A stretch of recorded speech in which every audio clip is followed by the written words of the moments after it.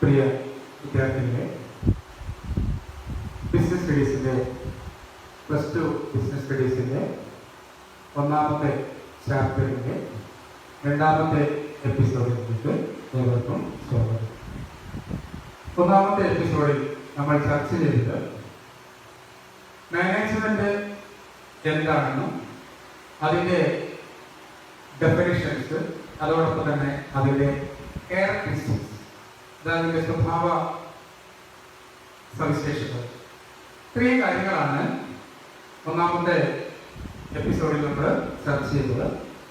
ഒന്നാമത്തെ എപ്പിസോഡ് ഒരുപാട് ആളുകൾ കണ്ടതിൽ വളരെ സന്തോഷിക്കുന്നു. അതുകൊണ്ട് തന്നെയാണ് ഈ രണ്ടാമത്തെ എപ്പിസോഡിലേക്കും ഇനി അങ്ങോട്ടുള്ള ഓരോ എപ്പിസോഡിലേക്കും ഊർജം പകരുന്നത്. നിങ്ങളിത് കാണുന്നു, അതോടൊപ്പം തന്നെ നിങ്ങൾക്ക് ഇതുകൊണ്ട് ഗുണമുണ്ടാകുന്നു എന്ന് മനസ്സിലാക്കിയതുകൊണ്ടാണ് ഇനിയുള്ള എപ്പിസോഡുകൾ നിങ്ങൾക്ക് പ്രതീക്ഷിക്കാനായിട്ട് പറ്റുന്നത്. അതുതന്നെയാണ് എനിക്കൊരു ഊർജമായിട്ട് നിലകൊള്ളുന്നത്. എന്തായാലും രണ്ടാമത്തെ എപ്പിസോഡിലേക്ക് ഒരിക്കൽ കൂടി ഏവർക്കും സ്വാഗതം ആശംസിച്ചുകൊണ്ട് ഒന്നാമത്തെ എപ്പിസോഡിൽ അവസാനമായി പറഞ്ഞ പ്രീവിയസ് നോളജ് ഒന്ന് ജസ്റ്റ് നമുക്ക് പരിശോധിക്കാം. അപ്പം ക്യാരക്ടറിസ്റ്റിക്സ് ഓഫ് മാനേജ്മെന്റ് ആയിരുന്നു അവസാനമായിട്ട് ചർച്ച ചെയ്തത്. അത് 7 എണ്ണമായിരുന്നു. ഒന്ന്, management is a goal oriented process, management is all pervasive, management is multi dimensional, management is a continuous process, management is a group activity, management is a dynamic function, management is a intangible force. ഇത്രയുമായിരുന്നു ഇതിന്റെ സ്വഭാവ സവിശേഷതകൾ. ഇനി നമ്മൾ ചർച്ച ചെയ്യാൻ പോകുന്നത് മാനേജ്മെന്റിന്റെ ഒബ്ജക്റ്റീവ്സ്, ലക്ഷ്യങ്ങൾ എന്താണ്. മാനേജ്മെന്റിന്റെ ലക്ഷ്യങ്ങളെ നമുക്ക് 3ആയിട്ട് തിരിക്കും. മാനേജ്മെന്റ് എല്ലാത്തിനും ലക്ഷ്യമുണ്ട്. നമ്മളിപ്പോൾ ഈ ക്ലാസ് എടുക്കുന്ന ലക്ഷ്യമുണ്ട്, നിങ്ങൾ ഈ ക്ലാസ് കേൾക്കുന്ന ലക്ഷ്യമുണ്ട്, എല്ലാത്തിനും ഒരു ഒബ്ജക്റ്റീവ് ഉണ്ട്, ഗോളുണ്ട്. അതുപോലെ തന്നെ മാനേജ്മെന്റിനും ലക്ഷ്യങ്ങളുണ്ട്. 3 തരം ലക്ഷ്യങ്ങൾ. ഒന്നാമത്തത് ഓർഗനൈസേഷണൽ ഒബ്ജക്റ്റീവ് എന്ന് പറഞ്ഞാൽ സംഘടനാപരമായ ലക്ഷ്യം. 2, സോഷ്യൽ ഒബ്ജക്റ്റീവ്. രണ്ടാമത്തത് സോഷ്യൽ ഒബ്ജക്റ്റീവാണ്. മൂന്നാമത്തത് പേഴ്സണൽ ഒബ്ജക്റ്റീവ്. ഇപ്പൊ സോഷ്യൽ ഒബ്ജക്റ്റീവ് എന്ന് പറയുമ്പോൾ സാമൂഹിക ഉത്തരവാദിത്വം, സാമൂഹിക ലക്ഷ്യമാണ്, ഉത്തരവാദിത്വമല്ല, സാമൂഹിക ലക്ഷ്യം. അതുപോലെ തന്നെ പേഴ്സണൽ ഒബ്ജക്റ്റീവ് എന്ന് പറയുമ്പോൾ വ്യക്തിഗതമായ ലക്ഷ്യം. അപ്പം മാനേജ്മെന്റിന്റെ ഒബ്ജക്റ്റീവിനെ നമ്മൾ 3ആയിട്ട് തിരിക്കുകയാണ്. ശരിക്കും ശ്രദ്ധിച്ചോളൂ. 1 organisational objective, 2 social objective, 3 personal objective. ഇപ്പോൾ മാനേജ്മെന്റിന്റെ ഒബ്ജക്റ്റീവിനെ തിരിച്ചു, 3ആക്കി തിരിച്ചു. ഇനി ഓരോന്നും വിശദമായിട്ട് നമുക്കൊന്ന് പരിശോധിക്കാം. അതില് ഓർഗനൈസേഷൻ ഒബ്ജക്റ്റീവില് 3 കാര്യങ്ങളാണ് വരുന്നത്. ഒരു ബിസിനസിന്റെ അല്ലെങ്കിൽ ആ സംഘടനയുടെ, ആ സ്ഥാപനത്തിന്റെ ലക്ഷ്യം എന്ന് പറയുന്നത് അതിന്റെ മാനേജ്മെന്റിന്റെ, ആ സ്ഥാപനത്തിലെ മാനേജ്മെന്റിന്റെ ലക്ഷ്യങ്ങളില് ഓർഗനൈസേഷൻ ഒബ്ജക്റ്റീവ് എന്താണെന്നാണ് നമ്മൾ ചർച്ച ചെയ്യാൻ പോകുന്നത്. അത് 1 സർവൈവലാണ്, 2 പ്രോഫിറ്റ് ആണ്, 3 ഗ്രോത്ത് ആണ്. അപ്പം ഏതൊരു ബിസിനസ്സും സർവൈവ് ചെയ്യണം, അല്ലേ? ഒരു ബിസിനസ് സർവൈവ് ചെയ്യുക എന്ന് പറഞ്ഞാൽ നിലനിൽക്കുക എന്നാണ് ഉദ്ദേശിക്കുന്നത്. ഒരു ബിസിനസ് നമ്മൾ തുടങ്ങി അത് കാലാകാലങ്ങളിൽ നിലനിന്ന് ലാഭമുണ്ടാക്കി വളർന്ന് പന്തലിച്ച് വലിയ സ്ഥാപനമായിട്ട് മാറേണ്ടതുണ്ട്. അതാണ് ശരിക്കും ഓർഗനൈസേഷൻ ഒബ്ജക്റ്റീവ് എന്ന് പറയുന്നത്. അതിൽ ഒന്നാമത്തതാണ് സർവൈവൽ എന്ന് പറയുന്നത്. For surviving adequate income is necessary. ഒരു സ്ഥാപനം സർവൈവ് ചെയ്യണമെങ്കിൽ എന്ത് നിർബന്ധമാണ്? അതിനാവശ്യമായ ഇൻകം ലഭിക്കണം. അങ്ങനെ ഇൻകം ലഭിക്കുക, എന്നിട്ട് ആ സ്ഥാപനം നിലനിന്ന് പോവുക. അത് ഒന്നാമത്തെ ഓർഗനൈസേഷൻ ഒബ്ജക്റ്റീവ്. ഈ രണ്ടാമത്തത് എന്താണെന്ന് ചോദിച്ചാല് പ്രോഫിറ്റ് ആണ്. എന്താണ് പ്രോഫിറ്റ്? ഒരു ബിസിനസ് നടത്തുന്നതിന് നമുക്ക് ലഭിക്കുന്ന അല്ലെ അതിന്റെ ഓണർക്ക് ലഭിക്കുന്ന റിവാർഡാണ് പ്രോഫിറ്റ് എന്ന് പറയുന്നത്. നമുക്കറിയാം ബിസിനസ് എന്ന് പറയുന്നത് റിസ്ക് ആണ്. നിങ്ങൾ ഫസ്റ്റ് ഇയറിൽ പഠിച്ചിട്ടുണ്ട് ബിസിനസിന്റെ ഫീച്ചേഴ്സ് പഠിച്ചപ്പോൾ ബിസിനസ് റിസ്ക് ഫാക്ടർ ഉണ്ട് എന്ന് പഠിച്ചിട്ടുണ്ട്. അപ്പോൾ 1 കോടി രൂപ എൻ്റെ കയ്യിലുണ്ടെന്ന് കരുതുക. അപ്പോൾ ഈ 1 കോടി രൂപ ഞാൻ ബാങ്കിൽ നിക്ഷേപിക്കുന്നു, ഫിക്സഡ് ഡെപ്പോസിറ്റ് ആയിട്ട് ബാങ്കിൽ നിക്ഷേപിക്കുന്നു. അതിന് മിനിമം 8% പലിശ എനിക്ക് കിട്ടും. അപ്പോൾ 1 കോടി രൂപ ബാങ്കിൽ നിക്ഷേപിച്ചാൽ 8% പലിശ എനിക്ക് ഒരു റിസ്ക്കും ഇല്ലാതെ ലഭിക്കും. എന്നാൽ ഈ 1 കോടി രൂപ ഞാൻ ബിസിനസ്സിന് നിക്ഷേപിച്ചു കഴിഞ്ഞാൽ ഈ മിനിമം ഈ ഇൻട്രസ്റ്റ് പോലും എനിക്ക് കിട്ടുമെന്ന് ഉറപ്പിക്കാം. അതുകൊണ്ടാണല്ലോ പലരും പണം ഉണ്ടായിട്ട് ബിസിനസ്സിലേക്ക് വരാത്തത്, അല്ല എങ്ങനെയല്ലേ? പക്ഷെ ബിസിനസ്സിൽ പണം നിക്ഷേപിച്ചാൽ അത് നിക്ഷേപിച്ച ഓണർക്ക് ഈ ബാങ്കിന്റെ പൈസ ലഭിക്കണം. അത് കൂടാതെ അഡീഷണൽ ഒരു എമൗണ്ട് കൂടി ലഭിക്കണം. ആർക്കാണ് അഡീഷണൽ എമൗണ്ട്? അഡീഷണൽ എമൗണ്ട് എന്ന് പറയുന്നത് അയാൾ റിസ്ക് ഇല്ലാതെ കിട്ടുന്നത് പലിശയാണ്. പക്ഷെ റിസ്ക് എടുക്കാൻ വേണ്ടി തയ്യാറായപ്പോൾ റിസ്കിനുള്ള ഒരു റിവാർഡ് അദ്ദേഹത്തിന് ലഭിക്കണം. അതോടൊപ്പം തന്നെ ആ സ്ഥാപനത്തിലെ സകല തൊഴിലാളികൾക്കും ശമ്പളം കൊടുക്കാനും മറ്റ് അനാദി ചെലവുകൾ, ഇലക്ട്രിസിറ്റി ബില്ലായിക്കോട്ടെ, വെള്ളത്തിന്റെ ബില്ലായിക്കോട്ടെ, ടെലിഫോൺ ചാർജ് ആയിക്കോട്ടെ, ഇതെല്ലാം അടയ്ക്കുക. അങ്ങനെയുള്ള എല്ലാ ചെലവുകളും കഴിച്ചിട്ട് ഇയാൾക്ക് ലാഭം കൂടി കിട്ടേണ്ടതായിട്ടുണ്ട്. അപ്പൊ അതാണ് പ്രോഫിറ്റ് എന്ന് പറയുന്ന ഓർഗനൈസേഷൻ ഒബ്ജക്റ്റീവ്. നോക്കൂ, for long term existence and to cover cost profit is must factor also it is a rewarding factors of production. അപ്പൊ ഇങ്ങനെ പ്രോഫിറ്റ് നേടുക എന്നത് രണ്ടാമത്തെ ഓർഗനൈസേഷൻ ഒബ്ജക്റ്റീവായിട്ട് നമ്മൾ കാണുന്നു. ഇനി മൂന്നാമത്തത് ഗ്രോത്ത് ആണ്. എന്താണ് ഗ്രോത്ത് എന്ന് പറയുന്നത്? വളർച്ച വേണം. ബിസിനസ് തുടങ്ങിയ അതേ കണ്ടീഷൻ നിന്നാൽ മതിയോ എന്നും അല്ല.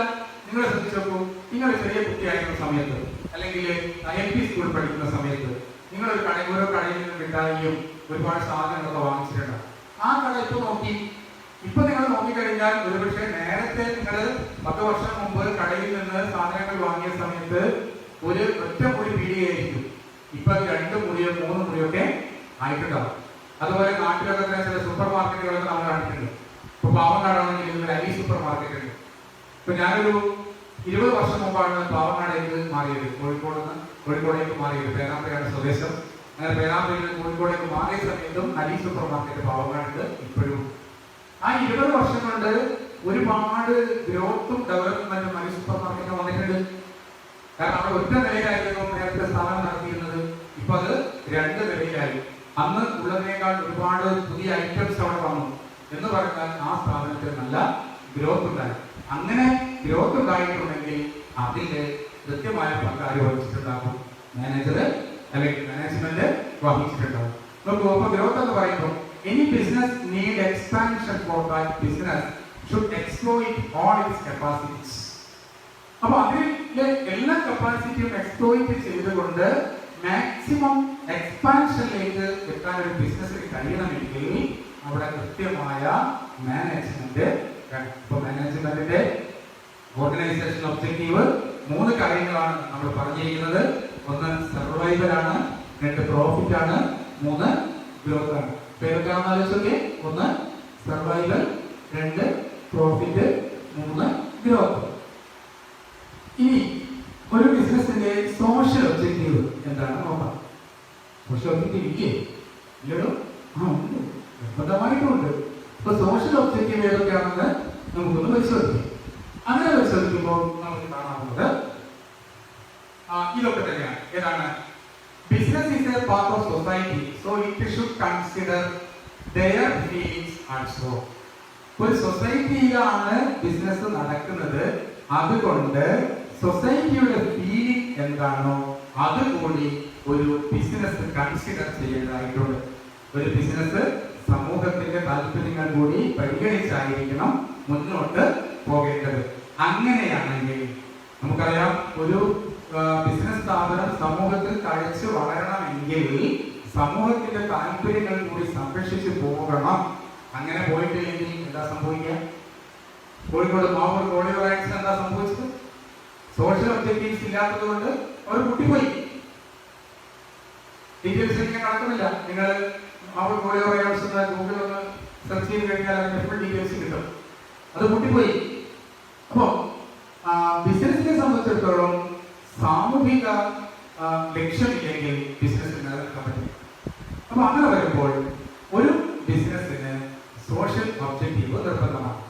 ഇനി നമ്മുടെ നാട്ടിലൊക്കെ ചില കോഴിക്കടകൾ, ചില ഇറച്ചി കടകളൊക്കെ തന്നെ ഉണ്ടാകും, മീൻ കടകൾ. അപ്പൊ ഇങ്ങനെയൊക്കെ വേസ്റ്റ് നടന്ന സ്മെല്ല് ഉണ്ടാക്കുന്നതും വളരെ വൃത്തികേടുണ്ടാക്കുന്ന വേസ്റ്റുകളാണ്. അതുകൊണ്ട് തന്നെ ചില കടക്കാർ അവരുടെ വേസ്റ്റ് കൃത്യമായിട്ട് വളരെ ശാസ്ത്രീയമായിട്ട് ഡിസ്പോസ് ചെയ്യും. എന്നാൽ ചില കടക്കാർ എന്ത് ചെയ്യും? രാത്രിയായി ആരും കാണുന്നില്ല എന്ന് തോന്നുമ്പോൾ ഈ കോഴി പാർട്സുകൾ, ഇറച്ചിയുടെ പാർട്സുകളൊക്കെ എടുത്തിട്ട് റോഡ് സൈഡിൽ. അങ്ങനെ റോഡ് സൈഡിൽ ഇടുമ്പോൾ അത് സമൂഹത്തിന് പ്രശ്നങ്ങൾ ഉണ്ടാക്കും. നിങ്ങൾ കോഴിക്കോട് നിന്ന് തൃശ്ശൂർ റൂട്ടിലേക്കൊന്ന് പോയിക്കോളും. NH-17 യാത്ര ചെയ്യാം. രണ്ട് ഭാഗങ്ങളിലും കോഴിയുടെ പാർട്സുകളും വേസ്റ്റുകളും കണ്ടമാനം നടത്തിയിരിക്കുന്നത് നമുക്ക് കാണാം. ഇങ്ങനെ ചെയ്യുന്നുണ്ടെങ്കിൽ അത്തരം സ്ഥാപനങ്ങൾക്ക് സോഷ്യൽ ഒബ്ജക്റ്റീവ് ഇല്ല എന്ന് തന്നെ നമ്മൾ പറയേണ്ടതായിട്ട് വരും. ഇനി വീണ്ടും നമുക്ക് ഇതിലേക്ക് വരാം. അപ്പോൾ ഇതിനെ 4 ആയിട്ട് ഇവിടെ തരംതിരിച്ചിട്ടുണ്ട്. Activities against the society should be eliminated. ഒരു ബിസിനസ് സമൂഹത്തിന് എതിരായിട്ടുള്ള പ്രവർത്തനങ്ങൾ നിർബന്ധമായിട്ടും കുറയ്ക്കണം. തീരെ ഉണ്ടാകരുത്, ഇനി അല്ലെങ്കിൽ കുറയ്ക്കുകയെങ്കിലും വേണം. ഉദാഹരണമായിട്ട് ഒരു പാറ പൊട്ടിക്കണം, കോറിയാണ്.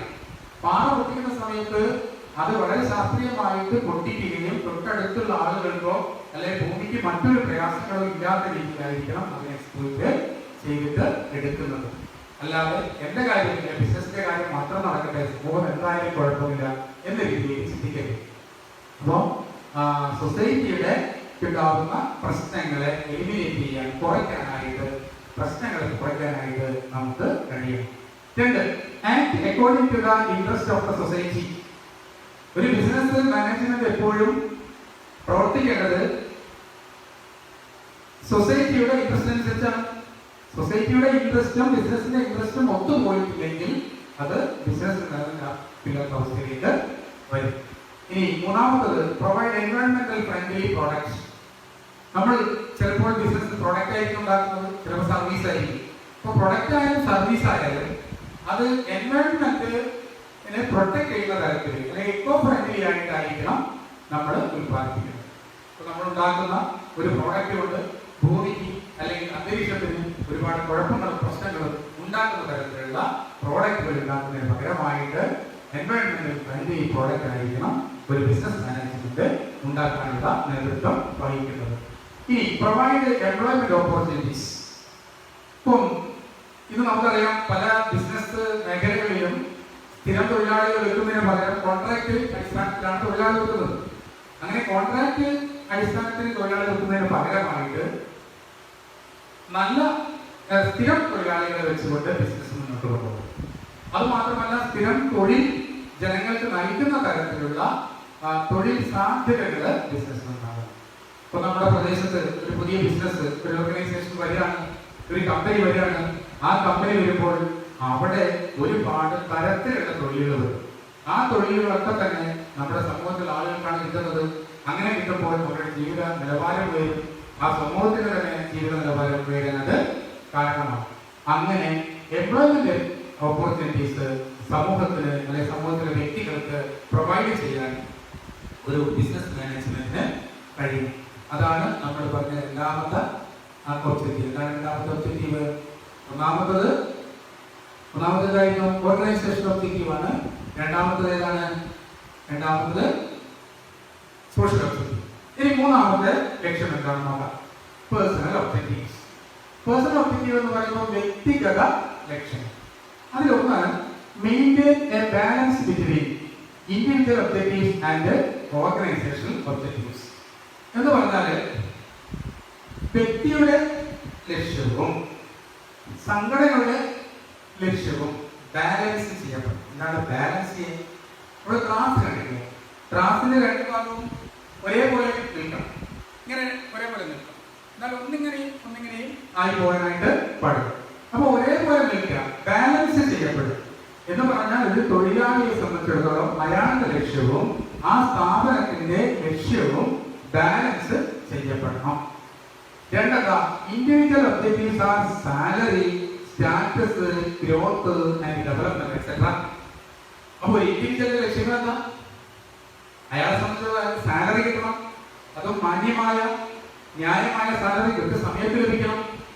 പിന്നെ അയാൾക്ക് സ്റ്റാറ്റസ്, സ്റ്റാറ്റസ് എന്ന് പറഞ്ഞാൽ ഇപ്പൊ നമ്മൾ കണ്ടിട്ടില്ലേ, ഓരോ ബിസിനസ് സ്ഥാപനങ്ങളും വാഹനങ്ങൾ കൊടുക്കുന്നു, ആ വാഹനങ്ങളുടെ മുകളിൽ പേരെഴുതും, ജനറൽ മാനേജർ റിലയൻസ്, അല്ലെങ്കിൽ പർച്ചേസ് മാനേജർ റിലയൻസ്, അതല്ലെങ്കിൽ മാനേജിംഗ് ഡയറക്ടർ. അങ്ങനെയുള്ള ആ ഒരു പോസ്റ്റുകൾ, അതിന്റെ ഒരു സ്റ്റാറ്റസ് ഓരോ ആളുകൾക്ക് ലഭിക്കാം. സ്റ്റാറ്റസ് എന്ന് പറയുമ്പോൾ താഴെ മുതൽ തൊഴിലാളികൾ മുതൽ ടോപ്പ് ലെവൽ മാനേജ്മെന്റ് വരെയുള്ള തൊഴിലാളികൾ അല്ലെങ്കിൽ സ്റ്റാഫ് ഇവിടെ ഉണ്ടാകും. അവർക്ക് പലർക്കും പല സ്റ്റാറ്റസ് ആയിരിക്കും. അപ്പൊ ആ സ്റ്റാറ്റസ് അവർക്ക് ലഭിക്കണം.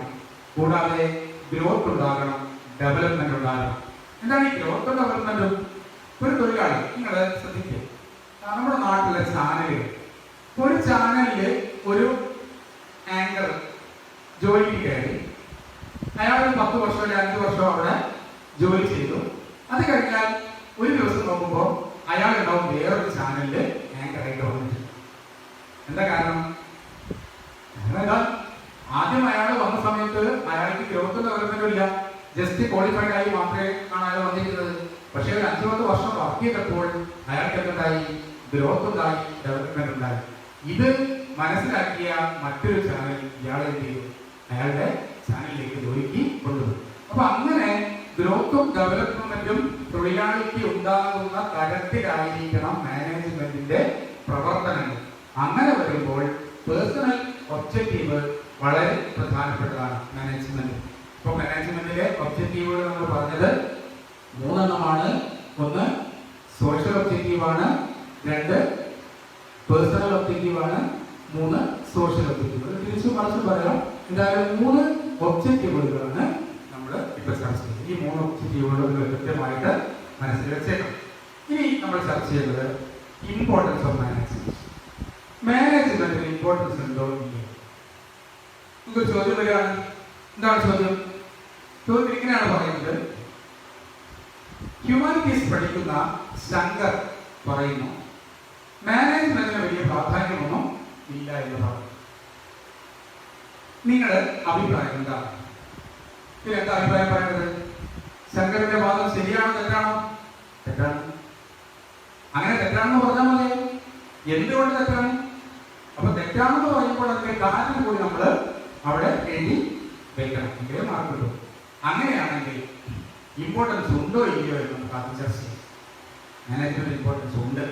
നിങ്ങളുടെ പ്രദേശത്ത് ഉള്ള നിങ്ങൾ പഠിച്ച ഒരു സ്കൂൾ എടുക്കുക, 10ാം ക്ലാസ് വരെ പഠിച്ച ഒരു സ്കൂൾ. ആ സ്കൂളിൽ ചിലപ്പോൾ നിങ്ങൾ 2ലോ 3ലോ 5ലോ 7ലോ 8ലോ ഒക്കെ ആയിരിക്കും കയറിയത്. അപ്പൊ ആ സ്കൂളിനെ കുറിച്ച് നിങ്ങൾ ചോദിക്കുക, ആരോടെങ്കിലും ചോദിക്കുക. അപ്പോ ഈ സ്കൂളിനെ കുറിച്ച് അറിയുന്ന ആളുകൾ പറയും ഒരു 5 വർഷം മുമ്പ് ഗംഭീര സ്കൂളായിരുന്നു, പക്ഷെ ഇപ്പൊ ആകെ റിസൾട്ടും ഡിസിപ്ലിനും മറ്റു പ്രവർത്തനങ്ങളും ഒക്കെ തന്നെ താളം തെറ്റിപ്പോയി. അപ്പൊ 5 വർഷം മുമ്പ് ഗംഭീര സ്കൂളായിട്ട് എന്തുകൊണ്ട് 5 വർഷം കഴിഞ്ഞപ്പോ ഇങ്ങനെ ആയിപ്പോയി? ഒരു കാരണമേ ഉള്ളൂ, മാനേജ്മെന്റ് ശരിയല്ല. അതിന്റെ മാനേജ്മെന്റ് ഇപ്പൊ എന്തല്ല, ശരിയല്ല. ഈ അതുപോലെ തന്നെ 5 വർഷം മുമ്പോ 2 വർഷം മുമ്പോ മോശമായിട്ട് പോയ സ്കൂളുകള് പെട്ടെന്ന് ഗംഭീരമായിട്ട് വന്നിട്ടുണ്ടാവും. അതിന്റെ കാരണം എന്തോ? മാനേജ്മെന്റ് എഫിഷ്യന്റ് ആണ്. നേരത്തെ മാനേജ്മെന്റ് മോശമായിരുന്നു. അപ്പൊ എഫിഷ്യന്റ് മാനേജ്മെന്റ് എവിടെയുണ്ടോ ആ സ്ഥാപനത്തിന് ലാഭവും സർവൈവലും ഗ്രോത്തും ഡെവലപ്മെന്റും എല്ലാം ഉണ്ടാകും. അതുകൊണ്ട് മാനേജ്മെന്റ് എന്ന് പറയുന്നത് വളരെ ഇമ്പോർട്ടന്റ് ആയ ഒരു സംഗതിയാണ് എന്ന് നിങ്ങൾ മനസ്സിലാക്കുക. ഇനി വലിയ സ്ഥാപനങ്ങളിലേക്ക് ഒന്നും പോകണ്ട, നിങ്ങളുടെ വീട് നിങ്ങൾ പരിശോധിച്ചത്. നമ്മുടെ വീട്, നാട്ടിൽ ചില വീടുകൾ നമ്മൾ കാണാം, ഒരാൾക്ക് വരുമാനം ഉണ്ടാവും, പക്ഷെ ആ വരുമാനം ഉപയോഗിച്ചുകൊണ്ട് വളരെ മാന്യമായിട്ട് ജീവിക്കുന്നു. ഒരു ചെറിയ വീടും 5 സെന്റ് സ്ഥലമൊക്കെ അവർ വാങ്ങിയിട്ടുണ്ട്. അവർക്ക് കടങ്ങളൊന്നും. എന്നാൽ അച്ഛനും അമ്മയ്ക്ക് ജോലിയുടെ നല്ല വരുമാനമുണ്ട്, പക്ഷെ എന്നും കട. ഒരു വീട് പോലും ഉണ്ടാക്കിയിട്ടില്ല, ഒരു 5 സെന്റ് സ്ഥലം പോലും വാങ്ങിയിട്ടില്ല, ഒരു 10 രൂപ ഡെപ്പോസിറ്റ് ഇല്ല. എന്താ കാര്യം? ആ വീട്ടിലെ മാനേജ്മെന്റ് സ്ഥിതി.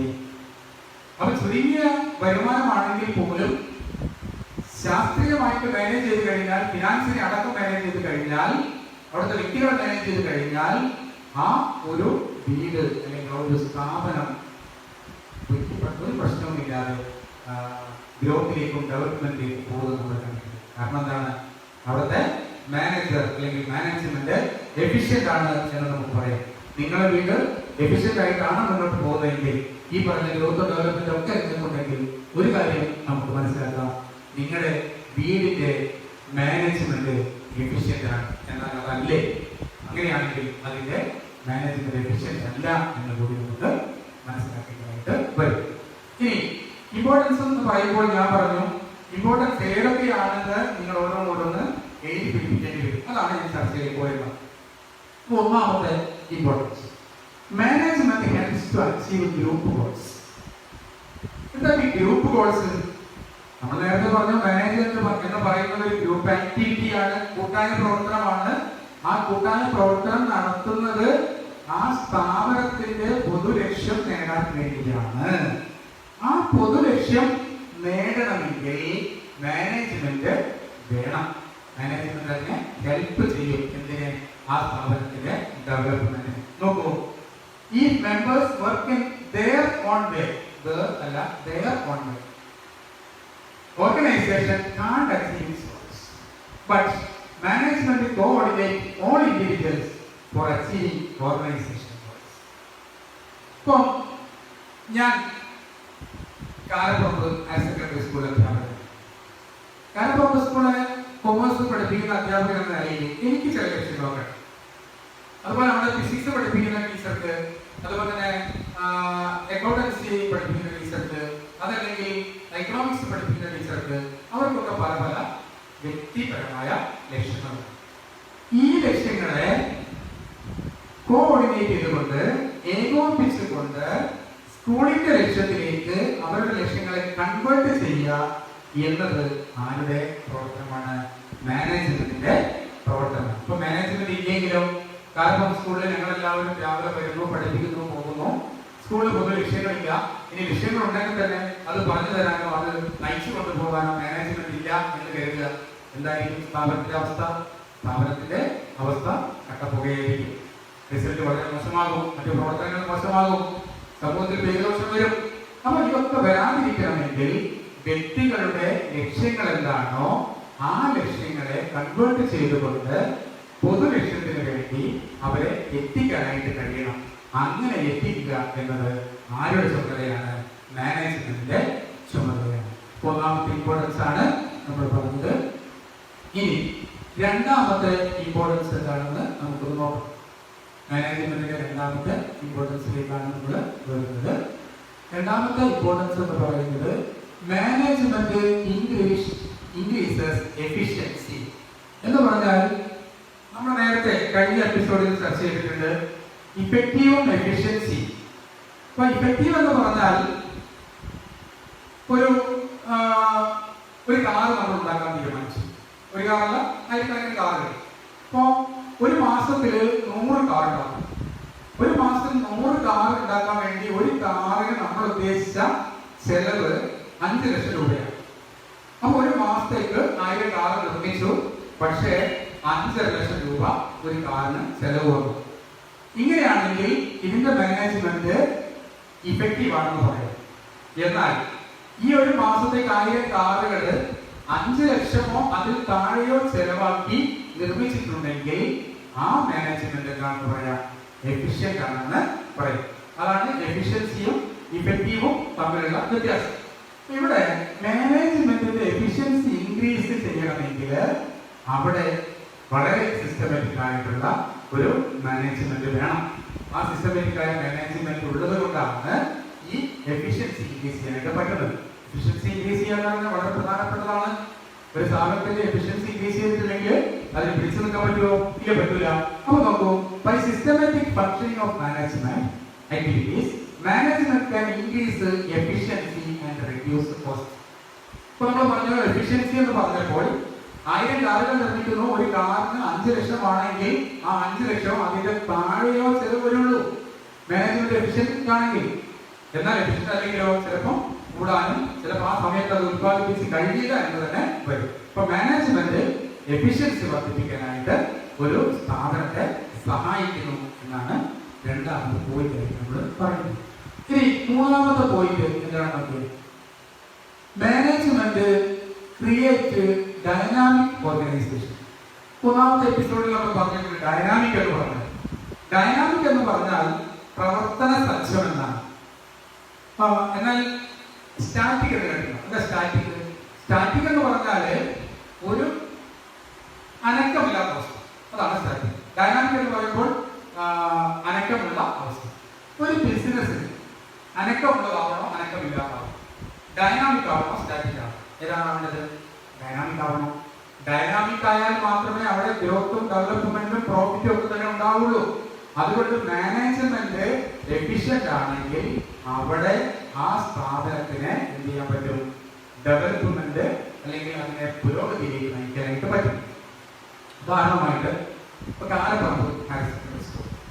കാരപ്പറമ്പ് ഹയർ സെക്കൻഡറി സ്കൂള് ഇന്ന് ലോകത്ത് അറിയപ്പെടുന്ന സ്കൂളായിട്ട് മാറിയിട്ടുണ്ട്. നടക്കാവ് സ്കൂൾ അങ്ങനെ മാറിയിട്ടുണ്ട്. അതുപോലെ തന്നെ ചില കമ്പനികൾ കഴിഞ്ഞ എപ്പിസോഡിൽ ഞാൻ പറഞ്ഞതുപോലെ ചിറ്റിലപ്പള്ളിയുടെ ബിഗാർഡ്, അതുപോലെ തന്നെ വടകരയിൽ സ്റ്റാർട്ട് ചെയ്ത വടപ്പള്ളിയിൽ സ്റ്റാർട്ട് ചെയ്ത UNCC പോലുള്ള സ്ഥാപനങ്ങളൊക്കെ തന്നെ ഇന്ന് ലോകം അറിയപ്പെടുന്ന സ്ഥാപനങ്ങളായിട്ട് മാറിയിട്ടുണ്ട്. അതാണ് അതിന്റെ കാരണം. അവിടെ മാനേജ്മെന്റ് എന്താണ്? ഡൈനാമിക്കാണ്. അവിടുത്തെ മാനേജേഴ്സ് എല്ലാം തന്നെ ഡൈനാമിക് ആയിട്ട് പ്രവർത്തിക്കുന്നു. ഇപ്പോൾ മാനേജ്മെന്റ് എന്ന് പറയുന്നത് എപ്പോഴും ചേഞ്ചസ് ആക്സെപ്റ്റ് ചെയ്യാനായിട്ട് മാനേജ്മെന്റിന് കഴിയും. ഒരു പുതിയ മാറ്റങ്ങൾ വരികയാണ്. ഇപ്പൊ സ്കൂളുകളൊക്കെ തന്നെ നിങ്ങൾ ശ്രദ്ധിച്ചു നോക്കൂ. നേരത്തെ നമ്മൾ ചോക്ക് ബോർഡ്, ബ്ലാക്ക് ബോർഡാണ് ഉപയോഗിച്ചിരുന്നത്. ഇപ്പൊ അത് മാറി. ഇപ്പൊ ഇവിടെ തന്നെ ഇപ്പൊ ക്ലാസ് എടുത്തുകൊണ്ടിരിക്കുന്നത് ചോക്കില്ല, ബ്ലാക്ക് ബോർഡില്ല, ഒന്നുമില്ല. എല്ലാം ഇലക്ട്രോണിക് മാധ്യമങ്ങൾ ഉപയോഗിച്ചുകൊണ്ടാണ്. ഇലക്ട്രോണിക് എക്യുപ്മെന്റ്സ് ആണ് ഇവിടെ കമ്പനിക്ക് ഉപയോഗിക്കുന്നത്. പണ്ടാണെങ്കിൽ ക്ലാസ്സിൽ ശബ്ദം ഉണ്ടാവില്ല. 60 കുട്ടികളെ ഇരിക്കുന്ന ക്ലാസ് ആണെങ്കിൽ ബാക്കിൽ ശബ്ദം ഉണ്ടാവില്ല. പക്ഷേ ഇന്ന് മൈ സിസ്റ്റം ഉപയോഗിക്കുന്ന പല സ്കൂളുകളിലും. അങ്ങനെ ടെക്നോളജി ഉണ്ടാകുന്ന മാറ്റത്തിന്, സമൂഹത്തിലുണ്ടായ മാറ്റത്തിനനുസരിച്ച് ആ മാറ്റം ഉൾക്കൊള്ളാൻ നമുക്ക് കഴിയണമെങ്കിൽ ഒരു ഡൈനാമിക് ഓർഗനൈസേഷൻ ആക്കി നമ്മളെ മാറ്റണമെങ്കിൽ നല്ലൊരു മാനേജ്മെന്റ് അവിടെ ഉണ്ടാകും. ചേഞ്ചസ് ആളുകൾക്ക് ഇഷ്ടമാണ്. ചേഞ്ചസ് ആളുകൾക്ക് ഇഷ്ടമാണ്, പൊതുവെ ആളുകൾക്ക് ഇഷ്ടമല്ല. അപ്പൊ ചേഞ്ചസ് ആളുകൾക്ക് ഇഷ്ടമല്ല. പക്ഷേ മാനേജ്മെന്റ് എഫിഷ്യന്റ് ആണെങ്കിൽ ആ ചേഞ്ചസ് ഇഷ്ടമല്ല എന്ന മനോഭാവത്തെ, അതൊരു നെഗറ്റീവ് ആയിട്ടുള്ള മനോഭാവമാണ്, അതിനെ പോസിറ്റീവ് ആറ്റിറ്റ്യൂഡിലേക്ക് എത്തിക്കാൻ മാനേജ്മെന്റ് കഴിയും. ഉദാഹരണമായിട്ട് ഒരു സ്ഥാപനത്തിൽ ജോലി രാവിലെ 9 മണി മുതൽ വൈകിട്ട് 5 മണി വരെയാണ് ജോലി കരുതി. ഇപ്പൊ എല്ലാവരും അങ്ങനെ ചെയ്തുകൊണ്ടിരിക്കുകയാണ്. എല്ലാവരും ഹാപ്പിയാണ്, കുഴപ്പമൊന്നും ഉഷാറായിട്ട് പോകും. പക്ഷേ സ്ഥാപന ലക്ഷ്യങ്ങളല്ല, പ്രോഡക്റ്റിന്റെ കോസ്റ്റ് ഒന്നും തന്നെ നമ്മൾ വിചാരിച്ച, നമ്മൾ നേരത്തെ പ്ലാൻ ചെയ്ത രീതിയിലല്ല, ഒക്കെ കൂടിക്കൊണ്ടിരിക്കുകയാണ്. അപ്പൊ ഈ ഒരു അവസ്ഥയിൽ ബിസിനസ് നഷ്ടത്തിലേക്ക് കൂട്ടിപ്പോകും. ഈ ഒരു അവസ്ഥ തൊഴിലാളികളെ പറഞ്ഞ് മനസ്സിലാക്കിക്കൊണ്ട് രാവിലെ 7 മണി മുതൽ വൈകിട്ട് 6 മണി വരെ നിങ്ങൾ ജോലി ചെയ്യണമെന്നും അതിന് ഒരു ചെറിയ ഇൻസെന്റീവ് നിങ്ങൾക്ക് തരുമെന്നും, അങ്ങനെ നമ്മുടെ സ്ഥാപനം നല്ല നിലയിലേക്ക് എത്തിക്കഴിഞ്ഞാൽ നിങ്ങൾക്ക് ഒന്നുകിൽ പഴയതിലേക്ക് പോകാമെന്നും അല്ലെങ്കിൽ കൂടുതൽ സാലറി തന്നുകൊണ്ട് റെമ്യൂണറേഷൻ തന്നുകൊണ്ട് നിങ്ങളെ മുന്നോട്ട് കൊണ്ടുപോകാം, അല്ലെങ്കിൽ ആ രീതിയിൽ നമുക്ക് നിലനിർത്താം എന്നൊക്കെ പറഞ്ഞുകൊണ്ട് അവരുടെ ആറ്റിറ്റ്യൂഡിൽ മാറ്റം വരുത്തിയാൽ, അവരുടെ ഒരു ആറ്റിറ്റ്യൂഡ് എന്ന് പറയുമ്പോൾ എന്താണ്, മനോഭാവത്തിൽ മാറ്റം വരുത്തിയാൽ ഈ ബിസിനസ് നഷ്ടത്തിൽ നിന്നിലേക്ക് കൊണ്ടുപോകാൻ പറ്റും, ലാഭത്തിലേക്ക് കൊണ്ടുപോകാൻ പറ്റും. പക്ഷേ ആ മാനേജ്മെന്റ് ഇഫക്റ്റീവ് ആണെങ്കിൽ മാത്രമേ ഇവരുടെ ആറ്റിറ്റ്യൂഡിൽ ഇടപെടാനായിട്ട് കഴിയും. ഇപ്പൊ പൊതുവെ ആളുകൾ നമുക്കറിയാം, മനോഭാവം പറയുമ്പോൾ നമുക്കറിയാം ഒരു കാര്യത്തെ നോക്കിക്കാണുന്നത്. പോസിറ്റീവായി ആണെങ്കിൽ പോസിറ്റീവ് ആറ്റിറ്റ്യൂഡായിരിക്കും ഉണ്ടാവുന്നത്. പക്ഷെ നെഗറ്റീവ് ആണെങ്കിലോ നെഗറ്റീവ് ആറ്റിറ്റ്യൂഡായിരിക്കും. ഉദാഹരണമായിട്ട് ഒരിക്കൽ ഒരു പ്രദേശത്ത് ഒരു ഡാൻസ് പാർട്ടി നടക്കുക. ഈ ഡാൻസ് പാർട്ടി നടക്കുന്ന സമയത്ത് ആ ഡാൻസ് കാണാൻ വേണ്ടിയിട്ട് എൻ്റെ ഒരു സുഹൃത്തും ഭാര്യയും അങ്ങനെ ഡാൻസ് തുടങ്ങി. ഡാൻസ് തുടങ്ങിയ സമയം ഒരു കാര്യം ശ്രദ്ധിച്ചു എല്ലാവരും. ഈ ഡാൻസ് ചെയ്യുന്ന പെൺകുട്ടി തന്റെ ശരീരത്തിൽ ഡ്രസ് അണിഞ്ഞതിന് ശേഷം പുഷ്പങ്ങൾ കെട്ടിവെച്ചിട്ടാണ് ഡാൻസ് ചെയ്യുന്നത്. അങ്ങനെ ഡാൻസ് തുടങ്ങി. എൻ്റെ സുഹൃത്തും ഭാര്യയും മുന്നിൽ തന്നെ ഇരിക്കുന്നുണ്ട്, അവരിത് കണ്ടുകൊണ്ടിരിക്കുകയാണ്. അപ്പോൾ ഈ ഡാൻസുകാരി ഒരു സ്റ്റെപ്പ് എടുത്തു വെച്ചപ്പോൾ ഒരു പൂ താഴേക്ക് വീഴും, അടുത്ത സ്റ്റെപ്പ് എടുത്തപ്പോൾ ഒരു പൂ കൂടി താഴേക്ക് വീഴും. ഓരോ സ്റ്റെപ്പ് എടുക്കുമ്പോഴും ഓരോ പൂവുകൾ താഴേക്ക് വീഴുകയായിരുന്നു. ഇത് കണ്ട എൻ്റെ സുഹൃത്തായ കക്ഷി അദ്ദേഹത്തിന്റെ ഭാര്യയോട് പറഞ്ഞു, ഈ ഡാൻസ് കഴിയുമ്പോഴത്തേക്ക് ഈ പെണ്ണിന്റെ ശരീരത്തിൽ ഒരു പൂ പോലും ഉണ്ടാവില്ല എന്ന് പറഞ്ഞു.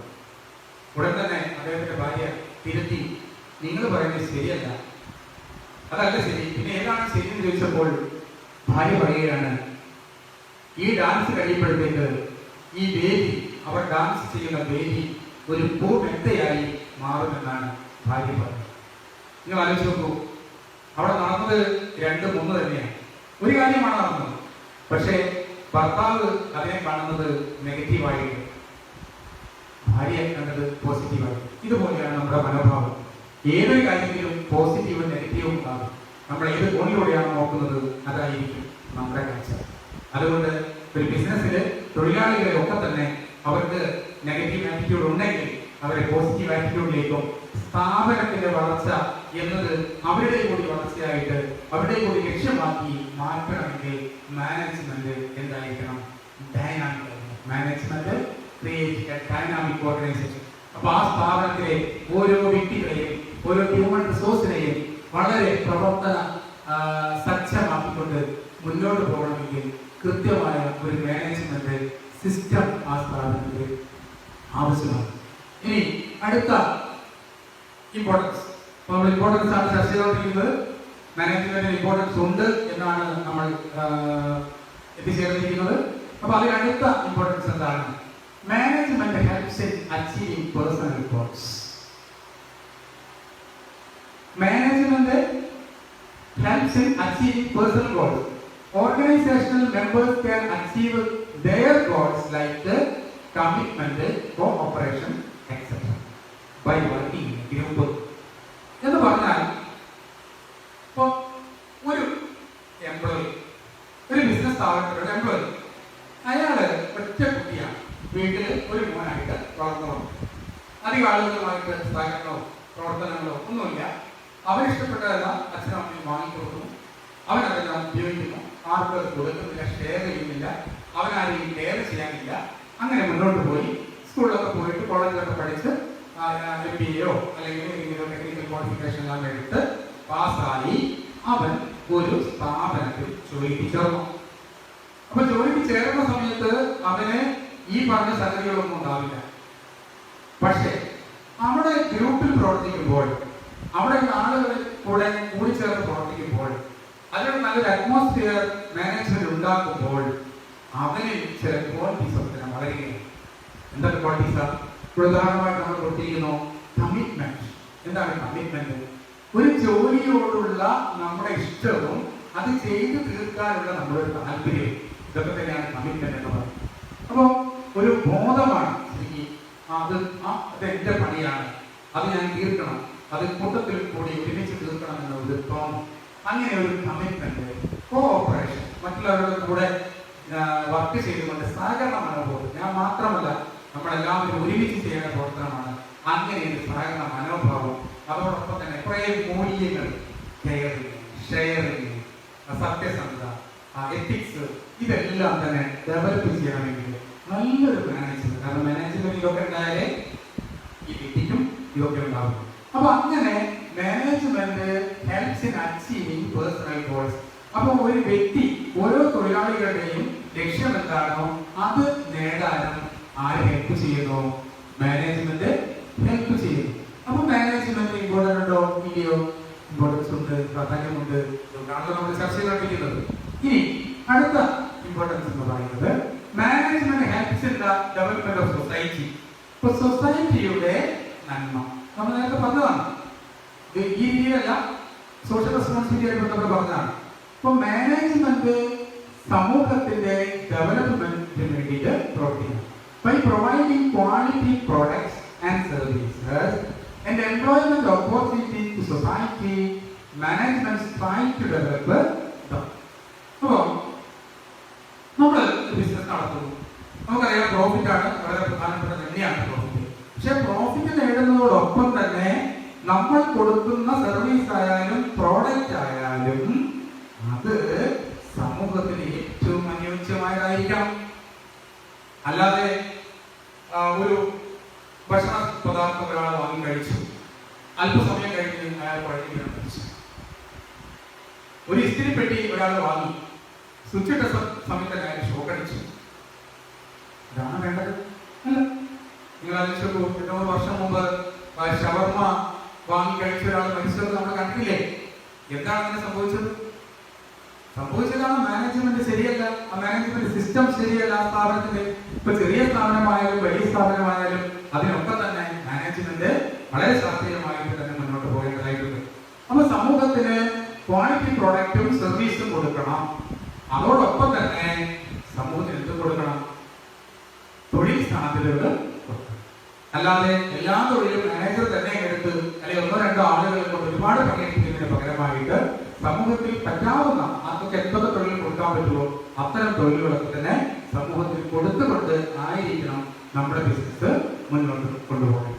അപ്പൊ നമ്മുടെ ബിസിനസ്സില് ക്വാളിറ്റി പ്രോഡക്റ്റ് ഉണ്ടാക്കാനും ക്വാളിറ്റി സർവീസ് ഉണ്ടാക്കാനും അതോടൊപ്പം തന്നെ എംപ്ലോയ്മെന്റ് ഓപ്പർച്യൂണിറ്റി പുതിയതൊക്കെ തന്നെ ക്രിയേറ്റ് ചെയ്യാനും അവിടെ മാനേജ്മെന്റ് എന്ന് പറയുന്ന ഒരു സിസ്റ്റം ഉണ്ടാകണം. അപ്പോൾ management helps in the development of society.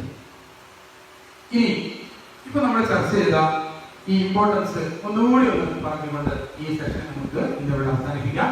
അപ്പം മാനേജ്മെന്റിന്റെ ഇമ്പോർട്ടൻസ് നമ്മൾ പറഞ്ഞു. നേരത്തെ ഹ്യൂമാനിറ്റീസ് വിദ്യാർത്ഥി ഇങ്ങനെ മാനേജ്മെന്റ് ഇമ്പോർട്ടൻസ് ഇല്ല എന്ന് പറഞ്ഞപ്പോൾ ഉണ്ടെന്ന് പറഞ്ഞ നമുക്ക് എന്തുകൊണ്ടുണ്ട് എന്നും നമ്മൾ പറഞ്ഞു കഴിഞ്ഞു. അതൊന്നുകൂടി ഓർമ്മിച്ചുകൊണ്ട് ഇന്നത്തെ ഈ സെഷൻ ഞാൻ അവസാനിപ്പിക്കാം. ഇപ്പൊ നോക്കൂ, ഒന്നാമത് management helps in achieving group goals. 2, management increases efficiency. 3, management creates A dynamic organisation. 4, management helps in achieving personal objectives. 5, management helps in the development of society. ഇങ്ങനെ 5 പ്രാധാന്യമാണ് മാനേജ്മെന്റിന് ഒരു സ്ഥാപനത്തിലുള്ളത് എന്ന് കൂടി നിങ്ങൾ മനസ്സിലാക്കണം. കഴിഞ്ഞ എപ്പിസോഡിൽ നമ്മൾ ചർച്ച ചെയ്തത് ക്യാരക്ടറിസ്റ്റിക്സ് ആണെങ്കിൽ, സ്വഭാവ സവിശേഷതകളാണെങ്കിൽ, ഇവിടെ നമ്മൾ ചർച്ച ചെയ്തത് മാനേജ്മെന്റിന്റെ ഇമ്പോർട്ടൻസ് ആണ്. പരീക്ഷ എഴുതുന്ന സമയത്ത് പലപ്പോഴും കുട്ടികൾക്ക് അത് മാറിപ്പോകുന്നത് കണ്ടിട്ടുണ്ട്. അപ്പൊ നിങ്ങൾ കൃത്യമായിട്ട് പഠിച്ചു വെച്ചാൽ മാത്രമേ പരീക്ഷയ്ക്ക് കൃത്യമായിട്ട് എഴുതാനായിട്ട് കഴിയുകയുള്ളൂ. അപ്പോൾ ഇങ്ങനെയുള്ള പോയിന്റുകളൊക്കെ നമ്മൾ കൃത്യമായിട്ട് മനസ്സിലേക്ക് വരണമെങ്കിൽ ഇതിന് ചില ടെക്നിക്സ് നമുക്ക് ഉപയോഗിക്കാം. എന്ത് ടെക്നിക്സാ? ഇപ്പോൾ പഠനം എളുപ്പമാക്കാനായിട്ട് 8ഓളം ടെക്നിക്കുകൾ സാധാരണ കാണപ്പെടുന്നു. ശാസ്ത്രീയമായിട്ടുള്ള മെമ്മറി വർദ്ധിപ്പിക്കാനും മെമ്മറിയിൽ നിലനിർത്താനും 8ഓളം ടെക്നിക്സുകൾ ഞാൻ കണ്ടിട്ടുണ്ട്. അപ്പൊ അതില് ഒരു ടെക്നിക്കാണ് നിമോണിക് എന്ന്. എന്താ നിമോണിക് എന്ന് പറഞ്ഞാൽ? നിമോണിക്കിന്റെ സ്പെല്ലിംഗ് ശ്രദ്ധിക്കണം. MNEMONIC.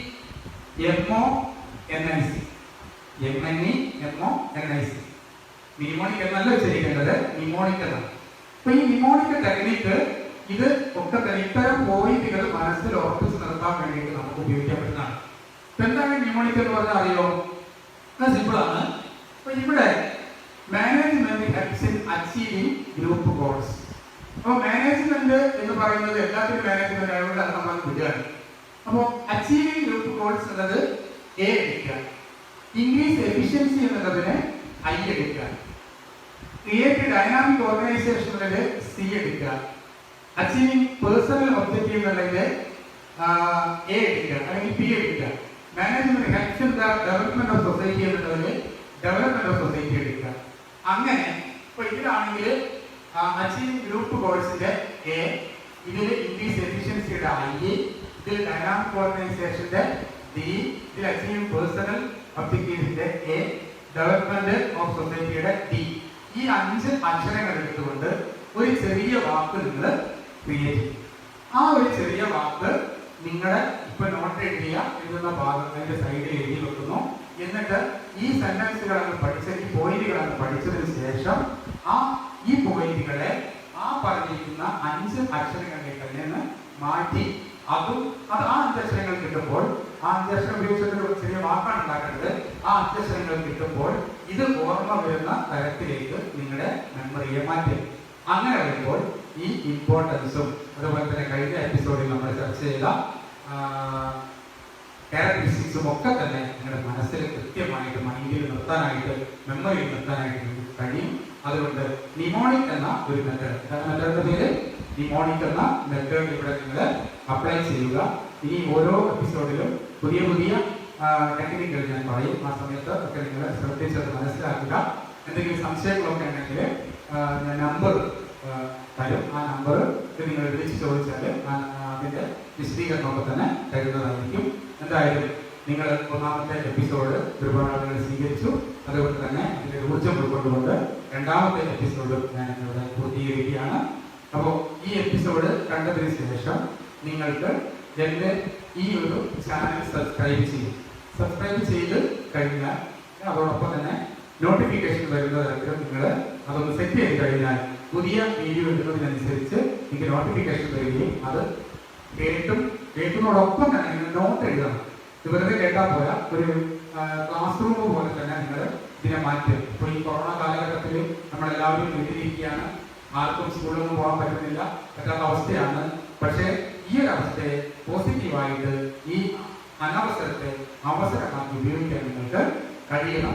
അങ്ങനെ ഒരു ക്ലാസ് റൂം പോലെ തന്നെ നിങ്ങളുടെ റൂം ഇരിക്കുന്നു, അതിന് മുമ്പിൽ ലാപ്ടോപ്പോ അതല്ലെങ്കിൽ മൊബൈലോ വെച്ച് ഈ ക്ലാസ് കേൾക്കുന്നു, നോട്ട് എഴുതുന്നു. അത് അന്നു തന്നെ ടെക്നിക്സ് ഉപയോഗിച്ചോ അല്ലാതെയോ നിങ്ങൾ പഠിക്കുന്നു. അങ്ങനെ ഞാൻ കഴിഞ്ഞ എപ്പിസോഡിൽ പറഞ്ഞതുപോലെ തന്നെ മാക്സിമം മാർക്ക് വാങ്ങി +2 ബിസിനസ് സ്റ്റഡീസ് നിങ്ങൾ പാസ്സാകും. ഇപ്പം എല്ലാവർക്കും വിജയാശംസകൾ നേർന്നുകൊണ്ട് ഈ എപ്പിസോഡിലൂടെ പൂർണ്ണമാകുന്നു.